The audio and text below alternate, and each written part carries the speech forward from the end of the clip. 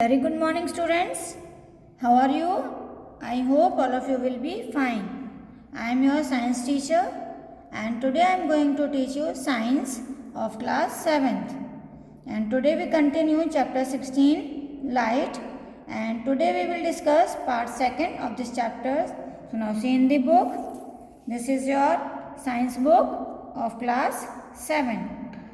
Now open chapter number 16. Now see here, this is the chapter number 16 light यानी कि प्रकाश. Let's open page number 143. Page number 143. Today we start from here spherical mirrors. कि mirror जो है हमारे spherical किस तरह से होते हैं. We normally use plain mirrors. हम जो मिरर यूज़ करते हैं वो नॉर्मली प्लेन होते हैं. However we use curved mirror and these curved mirror are called the spherical mirror. अब बच्चों जो मिरर कर्व्ड होते हैं यानी कि बीच में से गोल होते हैं, है ना, थोड़े उठे हुए होते हैं, उभरे हुए होते हैं, उन्हें कहते हैं हम स्फेरिकल मिरर. क्योंकि प्लेन मिरर हम अपना फेस देखते हैं तो वो मिरर बिल्कुल प्लेन होता है, बिल्कुल एक उसकी जो सतह होती है, सरफेस होता है, वो बिल्कुल भी ऊपर ऊंचा नीचा नहीं होता, इसलिए वो प्लेन मिरर होता है. लेकिन कुछ मिरर ऐसे भी होते हैं जब हम उनको ऐसे टच करके देखेंगे तो बीच में से उभरे हुए दिखाई देते हैं, तो that is called the spherical mirror. A spherical mirror can be thought of as a part of the hollow sphere. अब जैसे कि मान लीजिए स्फेरिकल मिरर, मान लीजिए जैसे आपकी बॉल होती है, बॉल को जब हम बीच में से कट करते हैं तो उसके 2 पार्ट्स हो जाते हैं. तो बीच का पार्ट ऐसे उठा हुआ होता है, ऐसे उठा हुआ होता है, ठीक है. जैसे इस तरह से बॉल होती है, बीच में हमने कट किया, आधी बॉल इधर आधी इधर, तो ये बीच में से खोखला होता है, यहाँ से उठा हुआ होता है, that is called the spherical mirror, जो एक खोखले स्फीयर की तरह दिखाई देता है.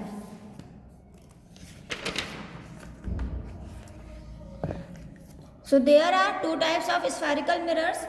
अब जो स्फेरिकल मिरर्स होते हैं वो भी हमारे 2 टाइप्स के होते हैं. First is concave mirror. A concave mirror किस टाइप का होता है? The reflecting surface of a spherical mirror can either be on the outside और इनसाइड. इसमें जो उभरा हुआ पार्ट होता है वो या तो बाहर की तरफ होगा या फिर अंदर की तरफ होगा. If the reflecting surface is on the inside, अगर लाइट इसके अंदर की तरफ रिफ्लेक्ट हो रही है, यहाँ से आ रही है, अंदर की तरफ से हो रही है रिफ्लेक्ट, तो उसे कहते हैं कॉनकेव मिरर. अब जैसे ये आपको मिरर दिखाई दे रहा है, ये बाहर की तरफ तो उठा हुआ है, बाहर की तरफ ये निकला हुआ है, और जब लाइट यहाँ से इसके ऊपर यहाँ पड़ती है तो यहाँ से ऐसे रिफ्लेक्ट होती है, तो ये हमारा concave mirror. The centre of the mirror is called its pole. अब देखो ये मिरर में ये इसका सेंटर है, बिल्कुल मिडल पॉइंट, ये जो सेंटर होता है उसे हम कहते हैं उसका पोल.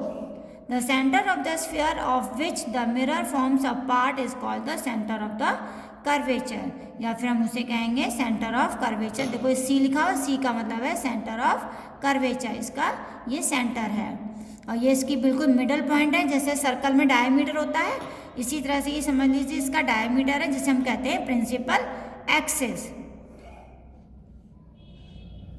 The radius of the sphere of which the mirror forms a part is called the radius of the curvature. और इसकी जो रेडियस होती है सेंटर से लेके यहाँ तक की, उसे कहते हैं हम radius of curvature. The line passing through the center of curvature of the mirror and the pole is called the principal axis of the mirror.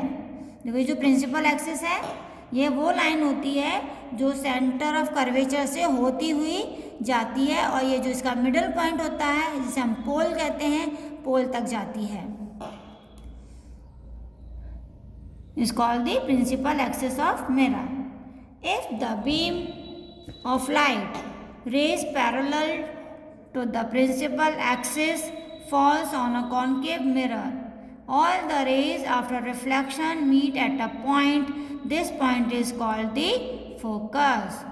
अब देखो जैसे ये आपका यहाँ पे मिरर दिखाया गया है, इसकी लाइट यहाँ से यहाँ तक पड़ी इस सरफेस पर, फिर यहाँ से ये रिफ्लेक्ट हो गई.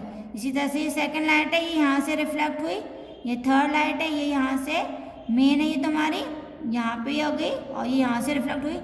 जब रिफ्लेक्शन के बाद ये लाइन जो रिफ्लेक्टेड लाइंस होती हैं वो एक ही पॉइंट पर मीट करती हैं, तो हम उसे कहते हैं फोकस। देखो सारी लाइनें इसी पॉइंट पर मीट हो रही मिल रही हैं, तो ये जो पॉइंट है ये है हमारा फोकस, जो प्रिंसिपल एक्सिस के ऊपर मिलता है। The rays are said to be converge at the focus after reflection, यानी कि जो रेज होती है रिफ्लेक्ट होने के बाद जिस पॉइंट पर मिलती हैं उसे ही हम फोकस कहते हैं। The distance of the focus from the pole of the mirror is focal length of the mirror. देखो ये हमारा यहाँ पे ये जो मेन एक्सिस है ये पॉइंट हमारा पोल होता है, ठीक है। पोल से लेकर ये फोकस के बीच का जो डिस्टेंस होता है इसे हम कहते हैं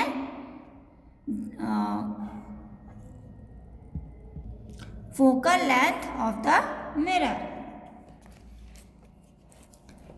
inner part of a shiny stainless steel spoon. अब सबके घर में देखो स्पून होती हैं, स्पून से जब हम खाते तो पार्ट देखो अंदर थोड़ा दबा हुआ होता है, तो उसका जो पार्ट है शाइनी पार्ट, ठीक है, acts as a concave mirror, तो कॉनकेव मिरर की तरह ही दिखाई देता है। When we see our image in a part of a spoon and increase the distance of spoon from our face, then we will see inverted image of our face। जहाँ हम spoon के अंदर अपनी इमेज देखते हैं, यानी अपनी photo देखते हैं, पिक्चर देखते हैं, और जैसे जैसे हम उस स्पून को दूर लेकर जाते हैं तो हमारी इमेज क्या है वो बड़ी होती जाती है, ठीक है, जो भी हमें इन्वर्टेड दिखाई देती है। Fix a concave mirror on a stand and place it on a table. इसी तरह से आप कॉनकेव मिरर को एक स्टैंड में फिक्स कर दीजिए और एक टेबल पर उसे रख दीजिए। Place take a white sheet and fix it in front of the mirror. और एक वाइट शीट लेते हैं हम और उस वाइट शीट को फिक्स कर देते हैं मिरर के सामने। This white sheet act as a screen. अभी जो वाइट शीट है वो हमें एक स्क्रीन की तरह दिखाई देगी। Keep a lighted candle on the table. अब हम देखो ये आपको दिखाई दे रही है पिक्चर, इस तरह से देखो ये पिक्चर है, ये मिरर है, बीच में कैंडल है और ये हमारी वाइट स्क्रीन है। अब हमने कैंडल को यहाँ पर रख दिया, जलती हुई कैंडल को, और जो कितना डिस्टेंस है about 45 centimetre from the mirror. Mirror से कैंडल के बीच का जो डिस्टेंस है वो 45 सेंटीमीटर होना चाहिए। Now you will see a sharp image of flame on the screen। तो इसकी जो इमेज है वो देखो इस स्क्रीन पर बनेगी, ये जो हमने वाइट शीट लगाई थी यहाँ पर बनती हुई दिखाई देगी। It can be adjusted for obtaining sharp image। और ये हमें बहुत ही शार्प इमेज दिखाई देगी।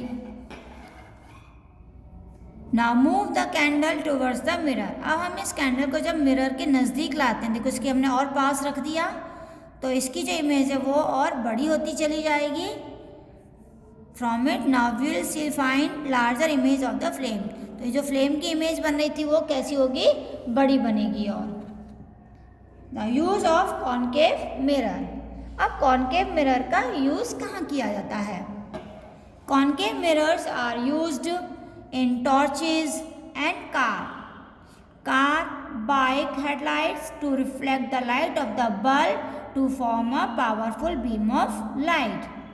कॉनकेव मिरर का यूज़ हम जो टॉर्च होती हैं, टॉर्च, कार, बाइक की जो हेडलाइट्स होती हैं उनके ऊपर जो बल्ब लगा हुआ होता है वहाँ उनके ऊपर जो बल्ब है उसके ऊपर जो हेड्स है वहाँ पे किया जाता है, जिससे वो लाइट को रिफ्लेक्ट करते हैं।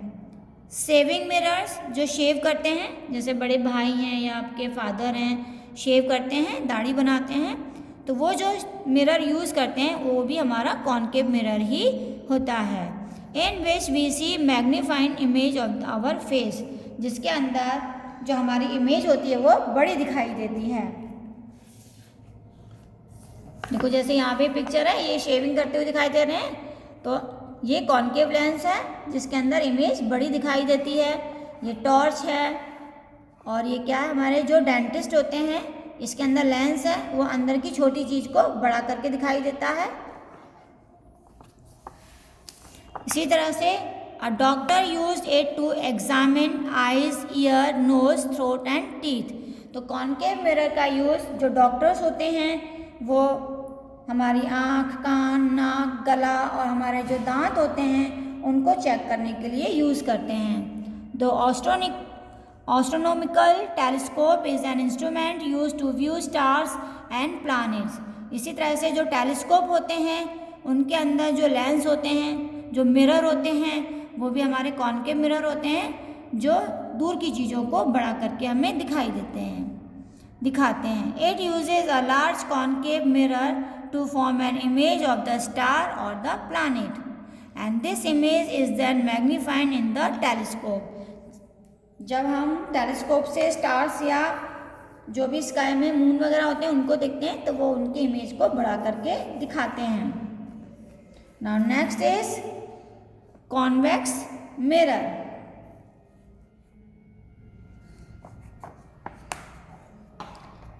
This mirror we will explain in next video. So thank you. Have a nice day.